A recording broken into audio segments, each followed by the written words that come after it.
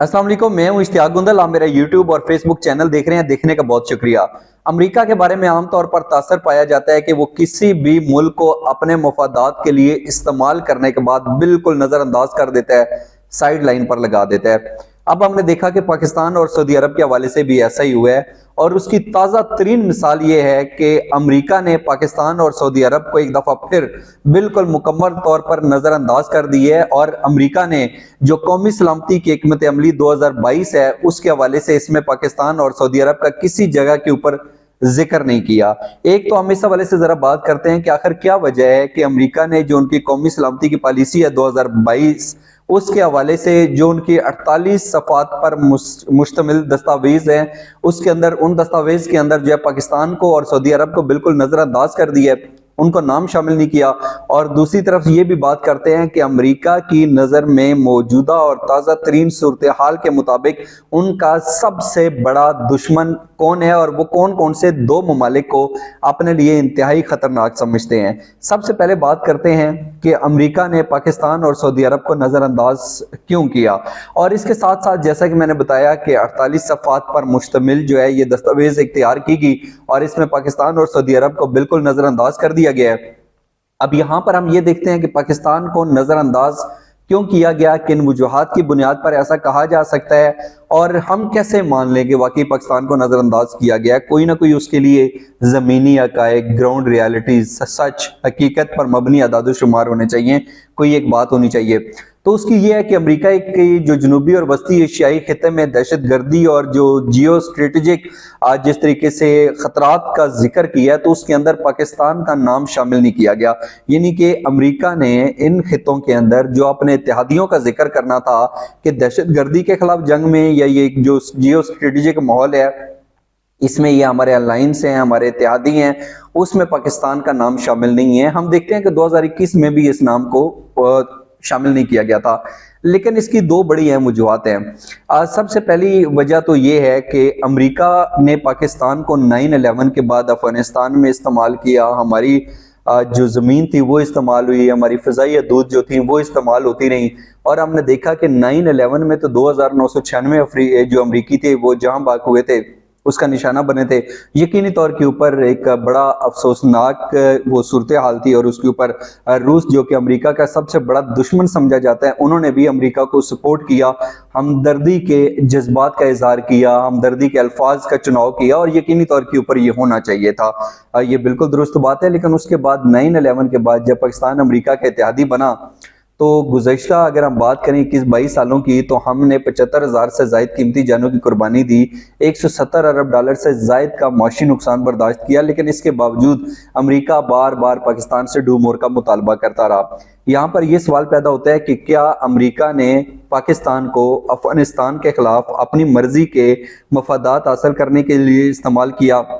और जब वो मफादात हासिल हो गए, उसके अहदाफ मुकम्मल हो गए, अमेरिका 9/11 से अपना बोरिया बिस्तर उठाकर वापस चला गया, तो क्या ये वजह है पाकिस्तान से मुंह मोड़ने की? एक इस हवाले से जरा बात करते हैं। और अमूमन ये ही एक हकीकत है और सच भी लगता है कि अमेरिका ने पाकिस्तान को अफगानिस्तान के हवाले से इस्तेमाल किया, जब उसका मकसद पूरा हो गया तो उसने पाकिस्तान से मुंह मोड़ लिया। और हम देखते हैं कि जाने से पहले बार बार वो पाकिस्तान से डू मोर का मुतालबा करते रहे। हालांकि कहाँ पे 2996 अमरीकी जो थे उन्होंने अपनी जाने जो हैं वो गई, और कहाँ पे हमने 75,000 से ज्यादा कीमती जानों की कुर्बानी दी। लेकिन इसके बावजूद डू मोर का मुतालबा बार बार पाकिस्तान से ही होता रहा। और इसके साथ साथ हम देखते हैं कि अब अमेरिका की तरफ से जिन दो ममालिक का जिक्र किया गया है, उसमें उन्होंने कहा है कि उनका जो सबसे बड़ा, जिसको उन्होंने अपने लिए खतरा करार दिया है, वो उन्होंने कहा है कि वो चीन है। पहले वो रूस को समझते थे, लेकिन अब चीन को है। तो दूसरी वजह क्या है? एक तो हमने अफगानिस्तान के हवाले से जिक्र किया कि अफगानिस्तान में अमेरिका ने अपने मफादात के लिए पाकिस्तान को इस्तेमाल किया, मकसद पूरा हुआ, मुंह मोड़ा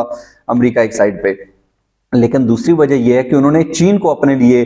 जो है सबसे बड़ा एक खतरा करार दिया है। तो अब यहाँ पर यह सवाल पैदा होता है कि पाकिस्तान के तो चीन के साथ बड़े अच्छे ताल्लुकात हैं, जिस तरीके से हम सीपैक पर काम कर रहे हैं, या पाकिस्तान और चीन की जो दोस्ती है वो कई दहाइयों पर मुहित है, दोनों ने मुश्किल वक्त में एक दूसरे का भरपूर साथ दिया है। तो अब अगर अमेरिका की नज़र में चीन उसका सबसे बड़ा दुश्मन है, तो फिर वो पाकिस्तान को तो चीन के खिलाफ इस्तेमाल नहीं कर सकता, क्योंकि उसे पता है कि पाकिस्तान कभी भी अमरीकी मफादात के तहफ़्फ़ुज़ के लिए चीन के खिलाफ कोई कदम नहीं उठाएगा। इसलिए अमेरिका की पॉलिसी के अंदर हम शिफ्ट देख रहे हैं کہ پاکستان کو استعمال کرنے کے بعد اگر اس نے چین کے خلاف کسی کو استعمال کرنا ہے تو وہ اس خطے میں ہندوستان سے بڑھ کر کوئی اچھی آپشن نہیں ہو سکتی۔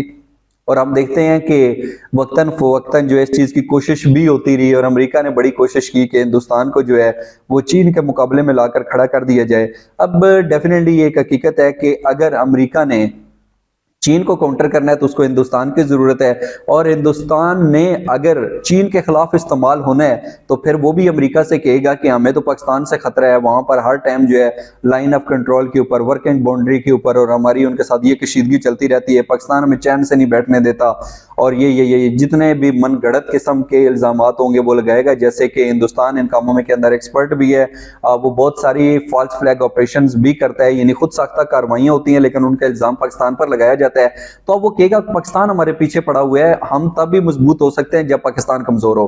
تو ایک یہ چیز ہو سکتی ہے، اس کے اندر دو اہم چیزیں ہیں۔ ایک، اگر امریکہ نے چین کے خلاف کسی کو استعمال کرنا ہے تو پاکستان سے بہتر آپشن ہندوستان ہے، کیونکہ پاکستان کبھی بھی امریکہ کے کہنے پہ چین کے خلاف استعمال نہیں ہوگا۔ اور دوسرا یہ ہے کہ اگر ہندوستان نے امریکہ کا مفادات کا تحفظ کرنا ہے اور چین کے خلاف استعمال ہونا ہے تو پھر وہ کہے گا کہ ہماری پاکستان سے جان چھڑائیں، ہماری یہ مطالبات ہیں۔ اور ہم دیکھیں گے کہ آنے والے وقت کے اندر ہندوستان کو عالمی سطح کے اوپر جو ہے اس کے اثر و رسوخ کے اندر اضافہ ہوتا رہے گا، جس کا آغاز ابھی ہو چکا ہے،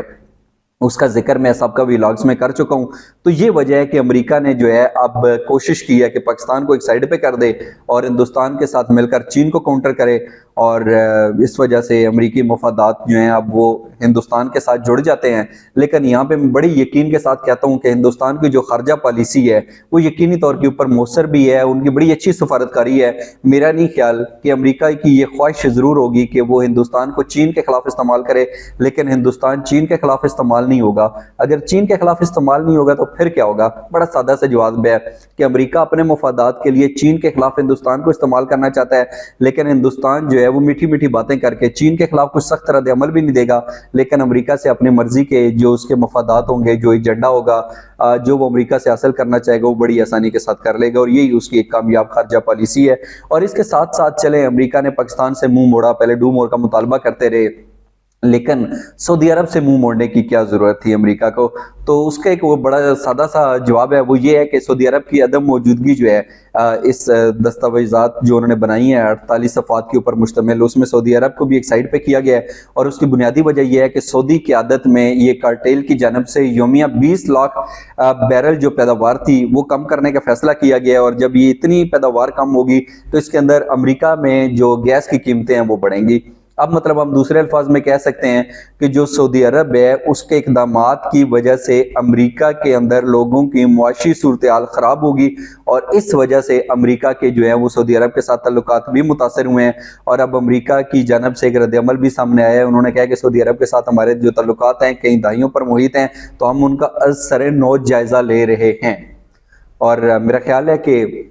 آنے والے وقت کے اندر جو بظاہر ابھی سعودی حکام کی باڈی لینگویج نظر آ رہی ہے، اقدامات نظر آ رہے ہیں، میرا خیال ہے کہ شاید وہ امریکہ کو مطمئن نہیں کر سکیں گے۔ گویا کہ اب ہم دیکھتے ہیں کہ وہ سعودی عرب جو تھا اب لبرلزم کی طرف جا رہا ہے، لبرل ہوتا جا رہا ہے، وہاں پہ بڑی بڑی نئی چیزیں آ گئی ہیں، خواتین کی آزادی کے حوالے سے بہت سارے وہاں پر اقدامات اٹھائے جا رہے ہیں، لیکن اس کے باوجود امریکہ اور سعودی عرب کے درمیان یہ جو ایک تناؤ کی صورتحال ہے، میرا خیال ہے کہ یہ اتنی جلدی کم نہیں ہوگی۔ تو یہ وجہ ہے کہ پاکستان اور سعودی عرب سے امریکہ نے منہ موڑا، اور امریکہ چین کو کاؤنٹر کرنے کے لیے جو ہے ہندوستان کو استعمال کرے گا۔ آگے ہندوستان استعمال ہوتا ہے نہیں، اس کا میں نے بڑی تفصیل کے ساتھ ذکر کر لیا، لیکن بہرحال یہ دو چیزیں کہ ایک امریکہ نے پاکستان اور سعودی عرب سے منہ موڑ لی ہے، ان کو اپنے اتحادیوں میں شامل نہیں کیا، اور دوسری اہم وجہ کہ اب امریکہ کی نظر میں ان کا سب سے بڑا دشمن جو ہے وہ روس نہیں بلکہ چین ہے۔ تو اب دیکھنا یہ ہے کہ امریکہ آنے والے وقت کے اندر